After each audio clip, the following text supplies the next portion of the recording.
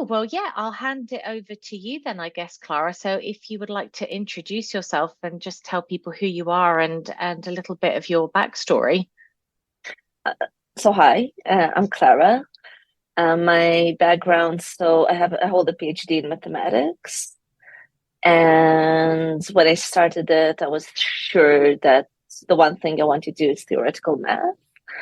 And as time passed, I felt the need to be more connected to the real world and things happening. And I also heard about Bitcoin, and I got really interested and excited. And I've spent a few more years doing math and just talking to people about Bitcoin. Regrettably, more talking, less buying, but yeah. So towards the end of my PhD, I decided that I want to move in that direction. And then I did a postdoc in a special program at Berkeley, which was focused on the world of blockchain, security, cryptography, and so on. It was a wonderful semester. I spent another semester at Caltech, and then I joined Chaincode as a researcher to focus completely on Bitcoin and the theory of computer science around it. Wow. Can you give just for people who don't know can you explain what theoretical math is? Theoretical math is really the realms of imagination. It's a it's borderline philosophy almost. So theoretical math is really thinking about different structures that in many cases have little to do with the physical world, and then trying to understand how do they behave and how do they react to different changes and so on. So from time to time, this imaginary world where mathematics likes to live becomes very, very practical. This happens with cryptography, for example, that people were doing number theory and things like that as an aesthetic game almost. And then suddenly somebody said, wait, I can take all of these imaginary things, if you will, and connect them back into reality, into something super useful. But when we're talking about theoretical math, this is the realm of imagining things, imagining their properties, and then solving very, very difficult problems in that world. Does that cross over into the world of physics then, in terms of when you're trying to come up with theories, like, say, for example, quantum physics wasn't a thing and you were trying to understand that or propose it? Does that cross over into that world? I feel like I don't know much about theoretical physics, but I feel like in physics you are to some extent expected to connect back to the real world, to run experiments. You need to test your theories in light of the reality around us.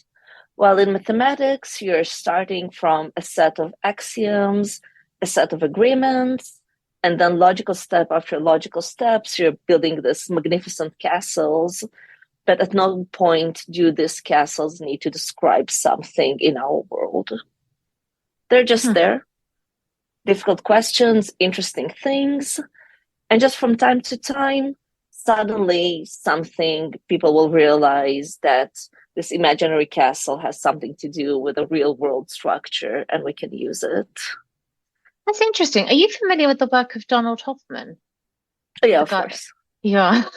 His book, The Case Against Reality, absolutely blew my mind. I've read it, and I'm not a mathematician at all. I think I'm mathematically dyslexic, to be honest, but I just numbers make me feel like nauseous. But I always blame your teacher. I don't know anything about your education. I I always mean, blame the teachers on probably. people feeling like that.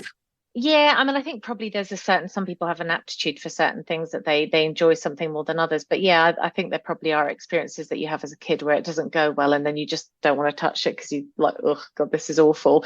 But his Yeah. book, when I read it, because it's so kind of conceptual as well, it really blew my mind. I walked around for about 10 days afterwards, just going, nothing I'm seeing is real.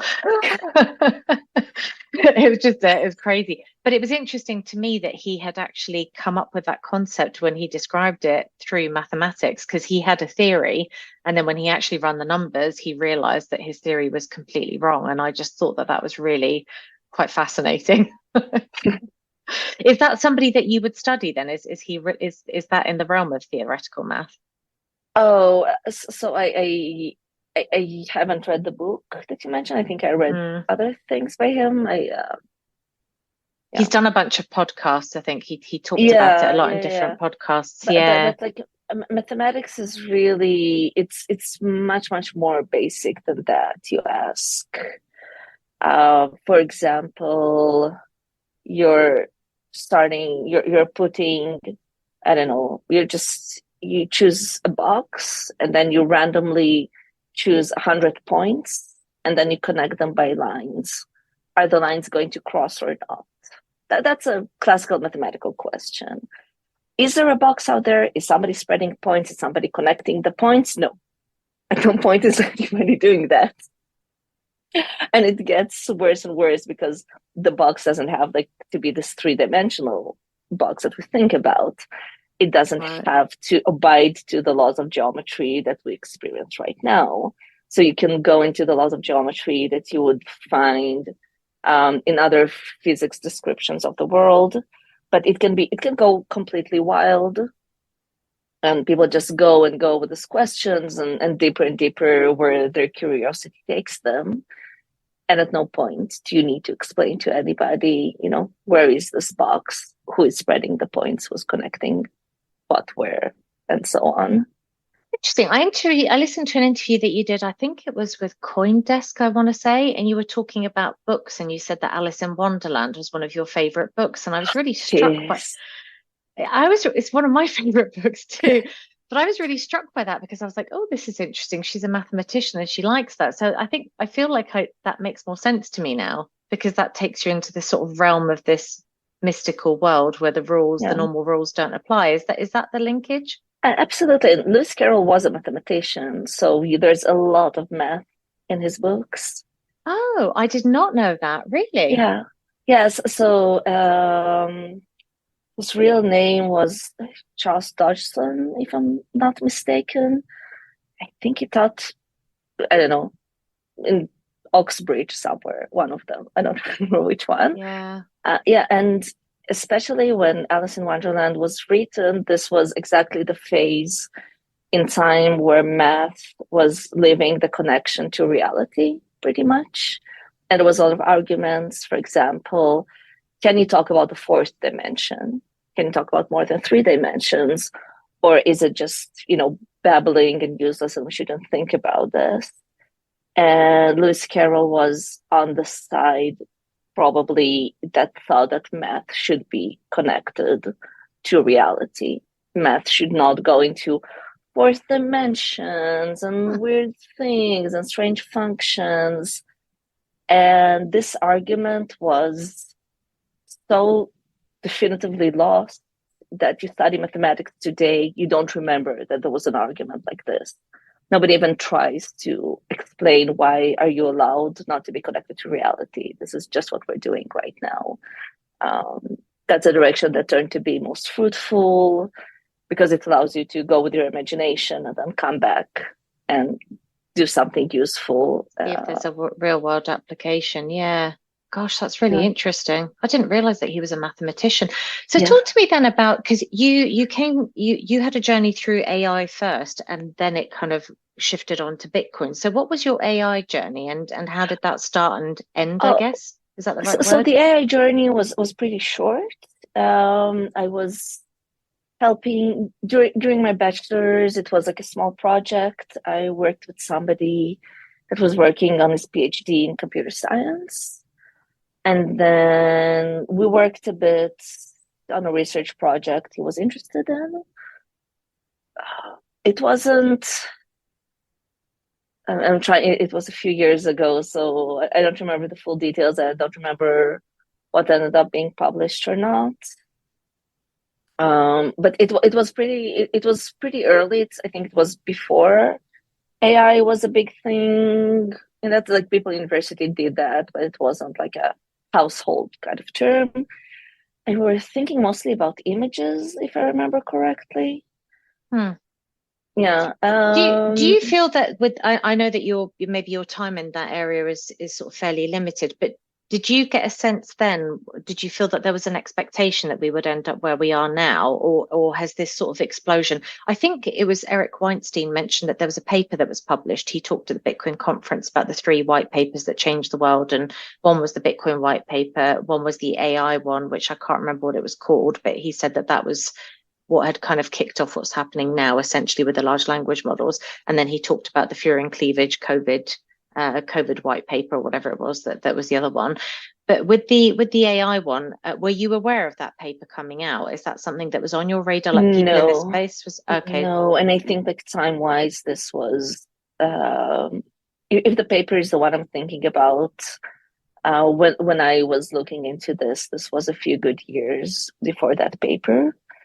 I can definitely say that when I was working on that, like this large language models, these abilities, people around me were skeptical about it also.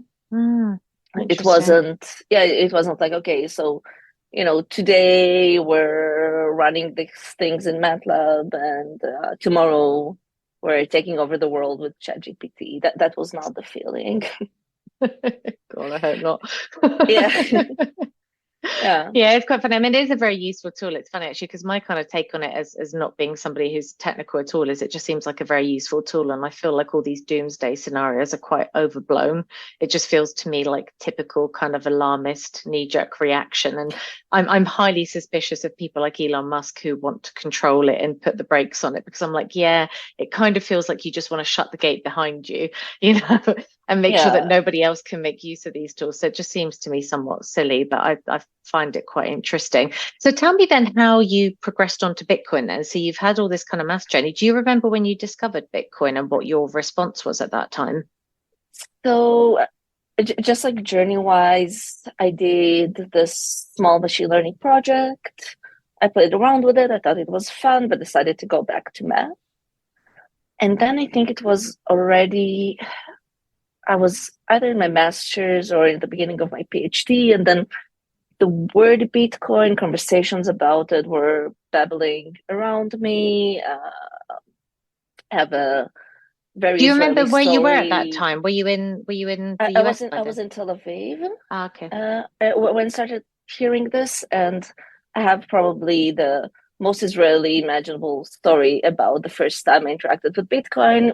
I was sitting with a friend. We were eating hummus, and then he said, "Do you want to pay for both of us? I'll pay you back in Bitcoin." And I was like, "I don't know what you're talking about." We had a short conversation. He paid me back. Of course, whatever he paid me back is lost in some phone forgotten 3 years ago. I went to do the math a few years ago. I was like, how much money did I lose by not keeping that wallet? So it's not unimaginable. It's not a life-changing amount, no. But it would have been a pleasant amount to have. Thank God it wasn't life-changing. I feel so sorry for these people who had like 5,000 Bitcoin and then just threw it away and went, "Oh, it's worthless." And I'm like, "Oh." Yeah.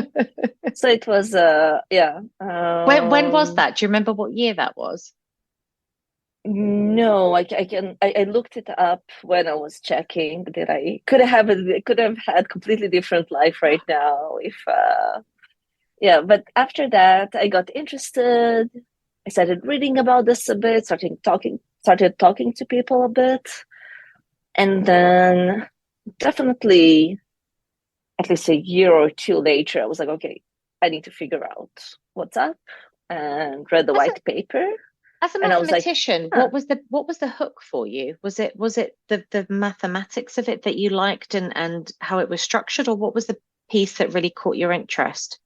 So I think the white paper really caught my interest because it's not a very mathematical paper, the Bitcoin one, but it's very aesthetic. It's very solving a very complicated problem with sophisticated tools that were lying around for years, and then just putting all of the pieces in place, and then suddenly it works, which is it's a very pleasant thing to see when it happens, when just like all of the dominoes fall or all of the pieces stick together. So on that level, I think Bitcoin really got my attention. And With then with some of your understanding about cryptography, then, did you understand quite well the problem that it was solving and the tool that it was bringing together? Like, was that very apparent to you in that kind of harmony, I guess, of things that came together? yes, and I had some familiarity with previous attempts and things like that, just because I got to talk to people out of interest. And some basic things were floating around, and you get familiar with them.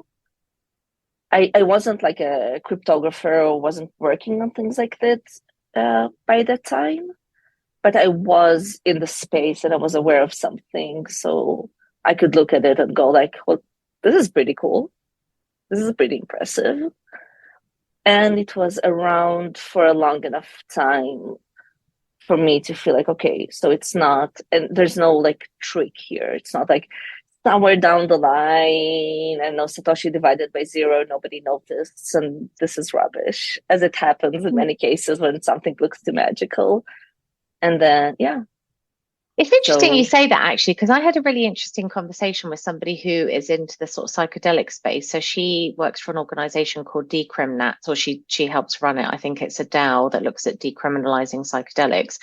And I had followed her on Twitter for a while, but she posted something about, is Satoshi like an NSA project or whatever, deep state project? Well, and funnily enough, there is actually I think she put the link or somebody else put the link. There is actually an NSA paper published in 1997, which describes something that is very much like Bitcoin. and you sort of read this thing and you go, oh. And then I sort of had a conversation with her. I had her on the podcast and we were just sort of speculating about, for me, it's not like I've pored over the code and looked at it and checked it, because I don't have the knowledge to do that. So I do trust that other people who understand this space, and there are obviously thousands of them that have looked at it and understand the code, presumably know that it doesn't have a backdoor. But I was like, I can't be certain of that myself, in terms of having the knowledge. So I don't know what your thoughts are about that, because I'm guessing you've looked at it probably in more detail than I have. But to what extent do you feel that you've done your diligence on it and feel confident, I guess, in how clean it is? On the math part of the theory of computer science part, I feel pretty confident. When it comes to the code base, I'm not as confident. But this is, I don't know, if you write that's what the one thing that is nice about math, you can be more confident about things. Once you touch the real world, you're in trouble. So, for example, I'm as confident as I am that, I don't know, when I'm crossing the road, that no car is going to hit me. And I don't know, walking down the street, no, I don't know, rock from outer space is going to hit me. So I don't know that this will happen, but I'm pretty confident. So I think my level of confidence with Bitcoin is very close to that. Right. Probably more than walking the streets of New York. Drivers here are crazy. Yeah, true. So once you'd read the white paper, then what happened after that? Then what was your kind of next foray into it, and where did you take that journey? So I got really, really interested in it, and I started thinking, where can I be more involved in it? How can I be more connected, either in this whole cryptocurrency space or specifically with Bitcoin?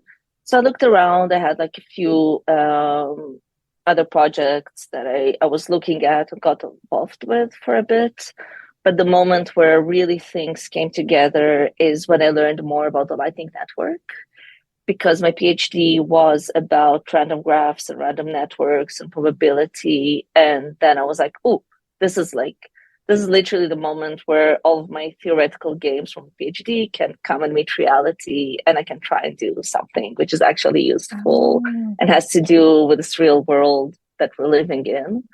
So yeah, that was and this was the thing I decided to focus on, especially doing like the postdoc part in Berkeley. So a lot of my work was already focused there.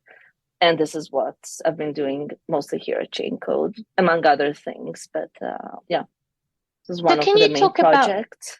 I guess for normies, so maybe somebody who's not super familiar with the Bitcoin space, can you just sort of touch a bit on what your thoughts are about the Lightning Network and why it's so important, and what the game-changing part of it is for Bitcoin? So I think Bitcoin is a very robust and strong base. But some of the problems that we experience with Bitcoin, for example, the very long, the very long waiting time, the very slow confirmation, this is a feature of Bitcoin that should not be changed, probably for security reasons, for many reasons. But then you do want things to be confirmed quicker. You do want a higher throughput. And you do not want to give up significantly your security, your privacy, and whatnot. And this is where the secondary solution, like the Lightning Network, comes in. It builds on top of this very, very strong base of the Bitcoin blockchain to allow for quicker, for more transaction throughput, for quicker confirmation, for a bunch of things that we cannot do on layer one, but then layer two takes layer one, uses it to allow all of these new uses. And from a practical perspective, then, I don't know actually how deeply you think about things either from a theoretical versus a practical perspective, but what is the potential for it? So like we've now cut, I think the Lightning paper came out, the white paper was 2016, wasn't it? Like where do you sort of see this changing things from a real world perspective, and what businesses or industries or structures, I guess, could be revolutionized by it? So I think any kind of business where you want to transact quickly and in many cases using small sums, this is the Lightning Network world. So if we're talking about, I don't know, I'm playing a computer game, and then every time I get a high score in a level, I get a prize of, let's say, I don't know, $1. This is not something you can build on top of Bitcoin. You can, but it doesn't make any sense because the fees are too high. But on the Lightning Network, it's trivial. You can immediately have that. So this kind of things where you have small transactions or where you want something immediate. The example of buying coffee. You don't want to, pay the vendor and then you're sitting there waiting for 6 blocks. So that's an hour and then they give you the coffee. It's not realistic. It doesn't work that way. But then with the Lightning Network, because it's immediate, you grab your coffee and you go, you pay and you go. So this is, and on top of this, you can start and build things that the usual fiat or financial structure does not allow. For example, if you're experiencing challenges when it comes to paying in different countries, right? So you want to play your computer game, not in the US or in Europe, or you just want to be somewhere else. You don't have a credit card, you don't have a bank account at all, and you still want to participate. Well, you could have done it for big and small transactions earlier with Bitcoin, and now we can do it with quick and small transactions also over the Lightning Network. And what do you think is missing from the ecosystem? Because some of the things, just my observations are that like the UX and UI is still pretty poor. And I think a lot of the language that gets used around Bitcoin and Lightning can be confusing. So there's sometimes things are used interchangeably. Like one that really struck me when I was trying to learn about how this all worked was the use of the word PIN or passcode. And they can be very different things, because some people use the word passcode for like a PIN that you would secure the wallet with on your phone. But then there's the passcode that actually locks up your key. And if you lose that, it doesn't matter if you've got your seed phrase, it's gone. So there's stuff like that where I was just kind of like, this is not terribly helpful because some of the language is not standardized. And then there's just the usability of it. So being so close to this space, like what do you see that's missing that could be improved upon? And do you see a timeline as to when that might happen? So I think one of the things that are missing is really making things more accessible without giving up on privacy or control or things like that. Because a lot of the ways that people solve the difficulty of the UX and things like that, they go like, okay, so our company is going to control your Bitcoin, and then you can talk to us in the same way you talk to a bank. But then what's the like, why are we doing this, right? Why did we even get out of bed and start doing this whole thing this morning if we're just building more banks that don't allow people the privacy and the control that Bitcoin could offer them? So I think there is still a very long way to go before we'll have some accepted standards and language that will allow people to control their funds and their privacy without them needing the help of the third party. So there's definitely work being done in this direction. Timelines are for profits, I think. So I have a hard time giving a timeline, but there's definitely a lot of very enthusiastic and smart people working on this right now. I see a lot of it also in the Lightning space, where people are trying to build this midway solutions, where in the beginning somebody helps you and like holding your hand in your first steps, but at any point you can disconnect and run this whole thing all on your own. So we're definitely working in that direction, and unfortunately we're not there yet.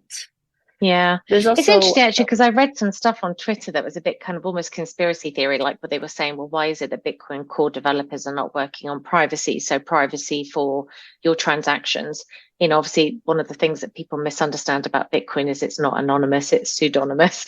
And they were sort of saying that this is something that's really key, and why is this not being focused on? This is really something that's important. Do you have any insight, I guess, into why that hasn't been such a focus, maybe on the development side? Should it be, or is that just... But people are like, this right, is okay. like, this is, I don't know who is this person Bitcoin on Twitter it was. who is on Twitter, and maybe they think it's easier, or maybe they I don't know, but people are definitely working on this. There's a lot of interesting projects both in Bitcoin and in the Lightning Network. For example, a project that should allow you to send money and nobody being able to associate where it came from. So this is, for example, to allow you to donate to a cause that you feel strongly about, but you don't want, for example, your employer to know that you donated there. So making a disconnect, and so Chainalysis and other entities that study the blockchain will not be able to observe your salary and this donation and say, okay, this is one person. So there are definitely projects in the space. In the Lightning Network, for example, there's pretty good privacy for the person sending the payment, but the receiver is still a bit out there. So there's also a project to offer some privacy for the receiver. People are on it. It's difficult. Takes time. Yeah, but it's definitely on people's mind. Interesting. That's good insight. The paper that you wrote, there was a research paper of yours that I found online, which was about the Lightning Network and the economics around that. So can you talk a little bit about that? Because you've talked about the sort of the benefits of being able to do micropayments and how that makes sense. But could you maybe expand on that a little bit? Sure. So the paper had two main parts. Like, we ended up publishing this project in two papers. The first part was actually studying the costs of a Lightning channel. So in a Lightning channel, you can take some amount of Bitcoin, lock it between yourself and your business partner, who not, and then you can send each other money. But then let's say you locked 5 Bitcoin in the Lightning Network. This Bitcoin is inside of the Lightning Network and cannot be used for anything else. So you can't change it to dollars and buy S&P 500. You can't invest it. It's closed inside of this environment. Why would you, Clara? Why would you? That's right, these days. No, but there is the question of interest. You could have been, investing this Bitcoin in the latest Lightning Network startup, and you're not doing it. You're just keeping it inside of the Lightning Network. Yeah. So there is a delicate balance to have here about how much money do you lock inside of your channel, because the more money you lock in there, the longer you can use the channel. You will not need to move more money from the blockchain itself to the Lightning Network. This is an expensive thing to do. But on the other hand, you have money locked in the Lightning Network that you cannot invest again in the latest startup or whatever you see fit. So there's really a balancing game here. And then you need to find the optimal strategy and understand how much does a Lightning channel cost at the end. You put in some assumptions, you assume something about on-chain fees, you assume something about what could your money be doing if it was not in the Lightning Network, and then you get a number. And this number tells you, first of all, should you be using the Lightning Network at all? Maybe you should be just doing your business on-chain. And if you are going to use the Lightning Network, what is the best way to do it? And how would it change when your needs or the dynamic of the network changes? So this was the first part.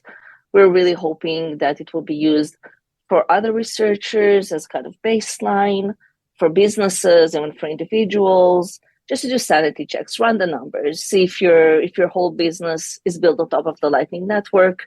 Maybe it should be on chain. Maybe it doesn't make sense at all. Just understand what are the costs and the powers out there. And then the second part, we were thinking, okay, so we understood a single channel. We understood the economic forces happening there. How does this affect the whole structure of the Lightning Network? Because you can route in the Lightning Network, right? Alice can pay to Charlie through Bob. But then should Alice be paying Charlie through Bob, or should Alice and Charlie open a channel of their own? And in general, what would be the optimal structure of the Lightning Network where people will realize, oh, wait, I could save money by closing this 10 channels and just opening 2 more. Or there is a business to be made by connecting these 2 parts of the Lightning Network by a new node, opening a bunch of channels and changing the dynamics out there. Do you think that that's something that AI could automate for you? I mean, is that something that we could use AI for, just to leverage that? So you're a business and you don't have to do the analysis. You can just say, here are the criteria, go figure out the best economic model for me. And here's my structure, my model that I want you to follow.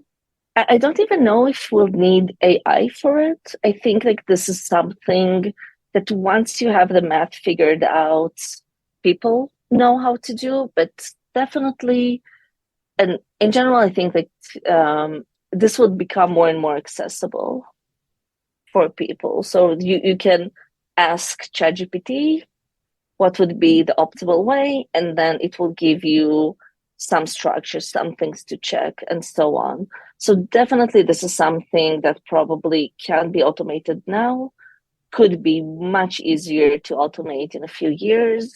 So yeah, this is, if you're asking me, we're in the honeymoon phase for the Lightning Network, where pretty much people are good-spirited, they're running nodes, they're running channels, not as a current business kind of thing. They're like, for the future, to study the network, to develop the network. There's a lot of altruistic nodes and channels running things around. And at some point, either AI or just a bunch of MBAs are going to come in, and things are going to look very, very differently, because they're going to go around and say, you can save money by doing this, this, and this, and we'll be out of the honeymoon. Yeah, I mean, I guess it'd just be nice to have things optimized and in an easier interface, but I know what you mean. I often muse about like what things are going to look like in 10 years' time, because I felt like I came to this space quite late. I really only understood what I was missing in like July 2021. and I thought, funnily enough, I mean, I could kick myself, but I found out about Bitcoin in 2011. My husband was really excited about it. And he said, oh, there's this new thing you can do, this distributed ledger. And he was looking at building a sort of what I guess now would be like a smart contract type thing for the music industry with a friend of his. And so he was looking into it. And I just sort of looked at him and I went, I don't get it. Like, this just sounds incredibly boring. And I came from TradFi, and I was fairly exposed to it there. I mean, there were lots of blockchain projects in TradFi, and I worked in corporate innovation, and I thought, oh, I kind of get this. It's like, okay, it sort of creates efficiencies. That was how I looked at it. And it was only when somebody sent me the Jordan Peterson conversation, there was a podcast recording he did, I think May 2021, with 4 sort of prominent Bitcoiners. I think it was DeGigi, John Vallis, Robert Breedlove, and the filmmaker Richard James. And I watched this thing and I was like, damn it, I've been in finance for 20 years and I understand nothing about money. And I suddenly was like, how was this thing sat under my nose the whole time? And I just had no concept. And so whenever you come to it, I feel like everybody says this, they feel like they were late, unless you're really one of those OGs that was back in the chat rooms with Satoshi, you feel like you got to it late. Then I go out into the rest of the world and I realize how early we are. Yeah. I'm just like, oh my God, there's so many people that just don't get this. Yeah, it's just kind of crazy. So I often muse about what it's going to look like in 10 years' time, because I feel like we can't even conceive of it. It'd be like it when the internet came out and people, could you have even imagined an iPhone? Yeah. Or an app? It just would have been inconceivable. It's interesting because talking to you, there's a perception with mathematicians that it's almost like, I don't know, I mean, this is a very much like a stereotype, but almost like being an accountant. It's like a very boring thing, but actually talking to you, you really do seem to live in a world of creativity. Is that quite typical, do you find, though? So with your colleagues that you work with, is there a strong creative element together with the technical expertise? Absolutely. This is true both for mathematics and for Bitcoin. I think a lot of engineering. There is so much creativity in both worlds, I think, because if you're trying to do something that is really, I don't know, on the pushing the boundary, it's not like you can, and no offense to accountants out there, but it's not like you're going, you're doing this 3 steps you have to do. You write something in that file, write something in this file. In many cases, you don't even know what it is that you're trying to do. You're saying, okay, I want to live in a better place. What do you do next? You don't know the problem that you're trying to solve. Like step 1 is defining the problem. And that's already so difficult, asking an interesting question that you'll also be able to answer probably. And this is, I think, the trickiest of most. And then when you came up with the question, came up with a research direction, you also need to go down that road. And sometimes you also fail, which is pretty painful. But then that's the trick about asking the right questions, which, I don't know, it's very, very difficult in that sense. And I think that both when you meet Bitcoin, is it from theoretical computer science or from engineering or whatnot? It's the same journey of thinking, asking the creative new questions, and then trying to answer them. Or answering them, in many cases, also needs to be pretty creative. Yeah. As a theoretical mathematician, then, do you have any thoughts? This is a bit of an esoterical question, but it's one that I find really interesting. Personally, I turn this around in my head a lot. But do you have any thoughts about why it is that when people start studying Bitcoin, it changes them as a person? Because this is something I've observed in myself, and I observe it in hundreds of other Bitcoiners that I meet, where it has a monumental impact on people's lives. And it's just so nuts to me in some ways because it's just a piece of code. But do you have any thoughts about that? I'm springing you on this because this wasn't in our draft questions. But yeah. So just I think and this is a very personal thing. I don't know if it's true for many other people, but I think there's certain things you're exposed to where you have an image of the world, how things work, how money works, how economics works and things like that. And you're living in this.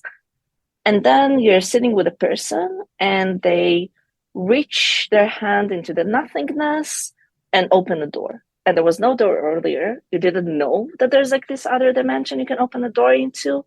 It wasn't part of your model of reality. And then you go like, well, apparently you can do that. I didn't know. Like I never opened the door because I didn't know that there is a door and there is a whole world that we can go through. So I think like maybe this experience of the door opening to a different dimension, if you will, is something that you're like, okay, maybe there are more doors. Like what's what other things are hiding in this model of mine that I thought is pretty firm, pretty well established. I don't know. That's my guess about it's what moves interesting. people around. It's funny, I read this book. So I went to a conference in New York years ago, and it was just like a conference with lots of speakers. I mean, Arianna Huffington was there, a whole bunch of sort of people. And I can't even remember what the name of the conference was. But there was a guy called, I think it was Juan Enriquez, who wrote a book it's called Evolving Ourselves. And he's an investor in like the bio kind of sphere, whatever. And I just remember he made this comment at the end of his talk. He was there promoting his book, basically. But he said, he invested a lot in different DNA projects and things like that. And he said, what if all life is code? Like he just made that statement. And it was really weird because this is way before I really like understood. Well, I think I knew about Bitcoin then, but I didn't, it was totally not in my front of mind. But this comment really stuck with me. And it also stuck with me a lot after reading Donald Hoffman's book, like the Case Against Reality. And then when I discovered Bitcoin, I was like, like, is this like almost like an antivirus? Like, if somebody's inserted this code into the human matrix, shall we say, whatever you want to call it, and this is having this sort of impact, and it's just taking over organically. I don't know. That's just kind of my thought. And it led me on to all these like very esoteric spiritual things about like God and the second coming, and is this like I was like, and it's funny because then I started thinking, am I the only crazy person that's thinking this? And then I went online and I found this article by John Vallis, which is about Satoshi, the Bitcoin being the Messiah or something, and he's not trying to give an answer about it, but he's sort of posing this question. And I thought, oh, I'm not the only crazy person out there that's having these thoughts. It's just a very strange thing. But yeah, it's interesting how you say that about how somebody almost puts a glitch in your matrix. I think the way I describe it is the way you're saying it, opening the door to this other dimension. So I think like for me, if I'm thinking about code, is like, you're running your code and you have like this bunch of functions, and you can call on this function, you put something here, something else comes out. And you have at a certain point or a certain age or something, you're like, okay, I understood like the 20 functions that are available for me in this world, and that's what we have. And then somebody comes in and says, well, here's the 21st function. You didn't know you can do that, but you can do that. So yeah, I don't know if I would go as far as the whole Messiah thing, but it's definitely, here's something that you just didn't know that you can do. Maybe it's more of the like Brothers Ride going like, do you know you can fly? And it wasn't an option. It wasn't a model. It wasn't something that we do. And then somebody comes up to you and goes like, do you know you can do this? And you're like, well, now I do. And I think it's the coolest thing in the world.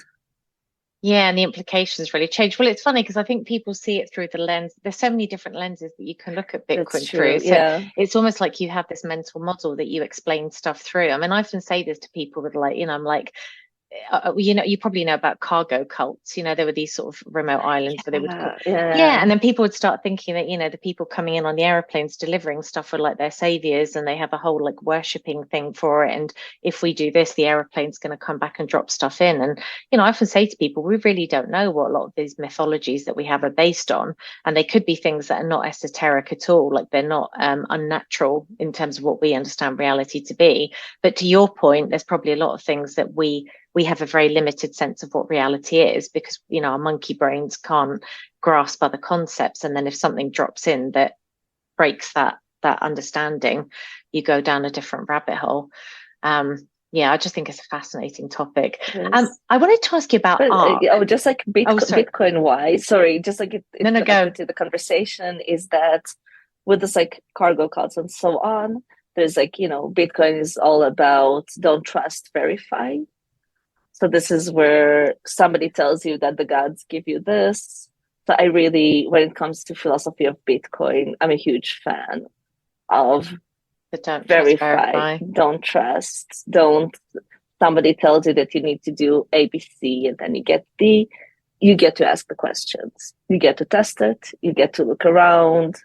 So it's maybe an antithesis to this whole concept. This is, you get the playbook of this kind of world, and you get to do with it whatever you want to do.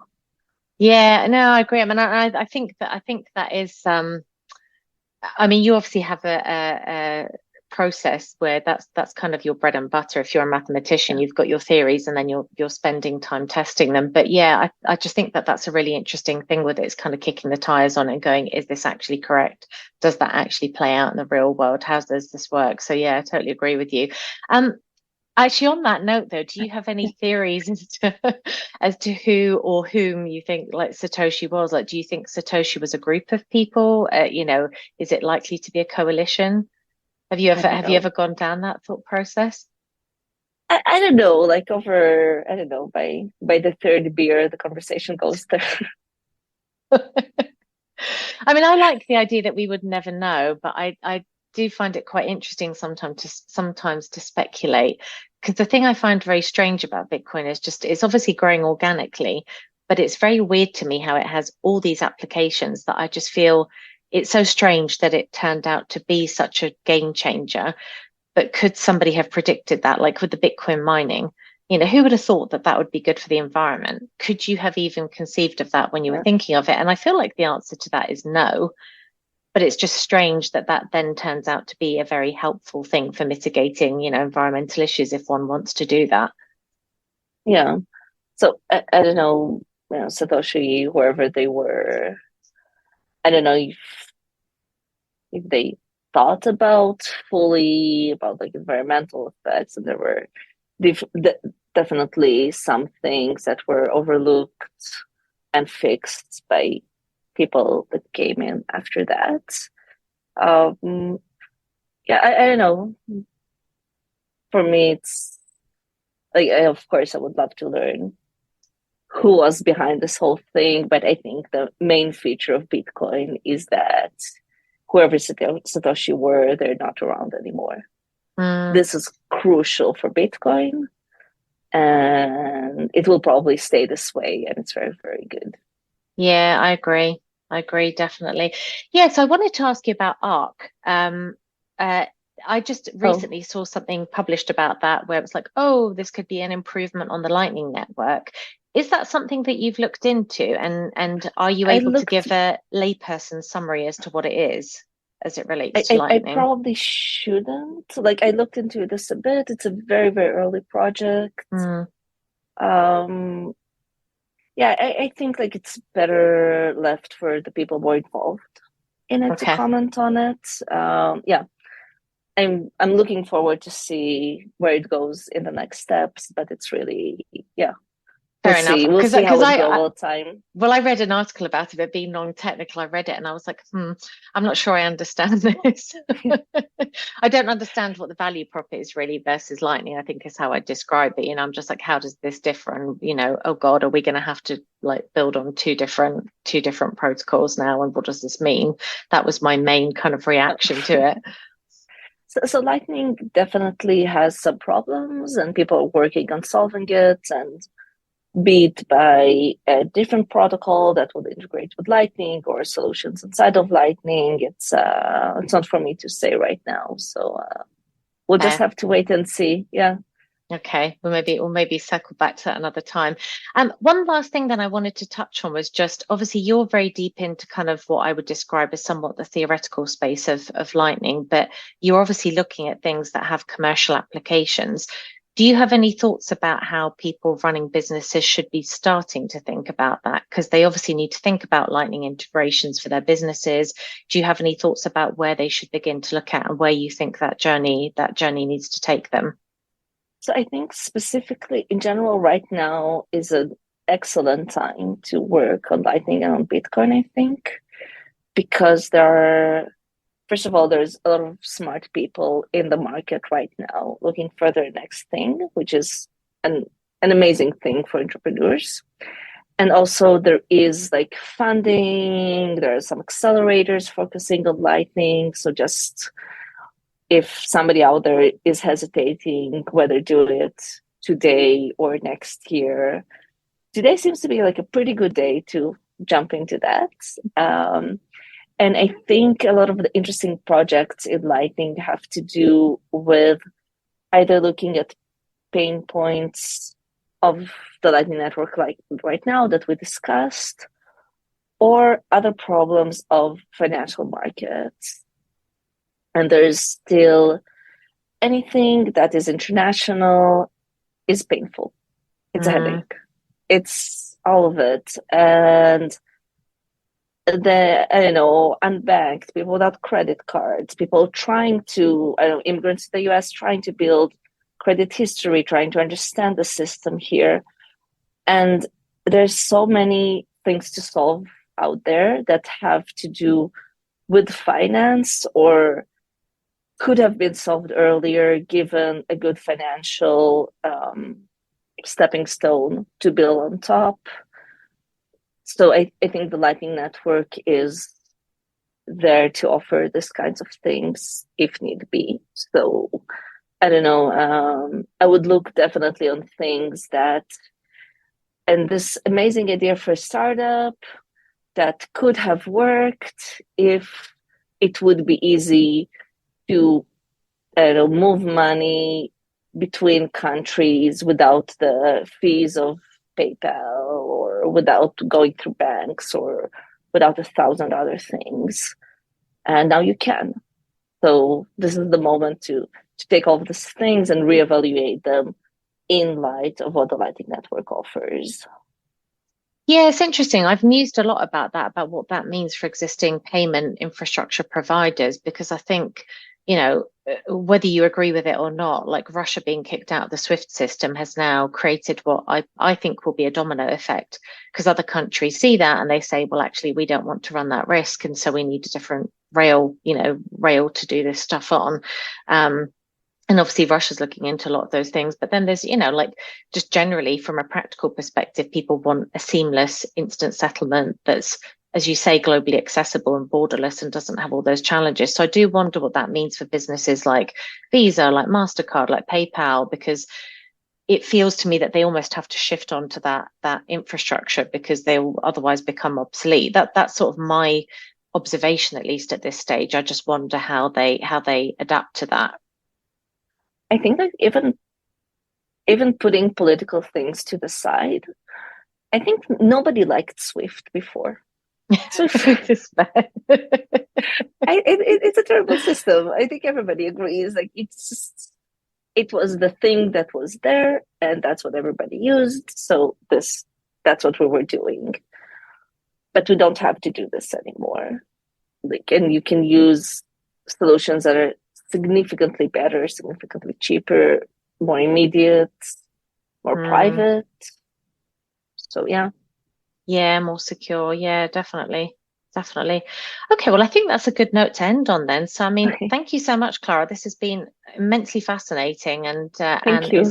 It's a really interesting insight for me into how your mind works. I would love to be you for a day, just see what goes on in your head. But I think it's really great what you're doing, and the fact that you're dedicating your life to sort of doing this deep research. So thank you very much for the time and for sharing your insights. Yeah, thank you so much for the conversation. I really enjoyed it. It was really fun.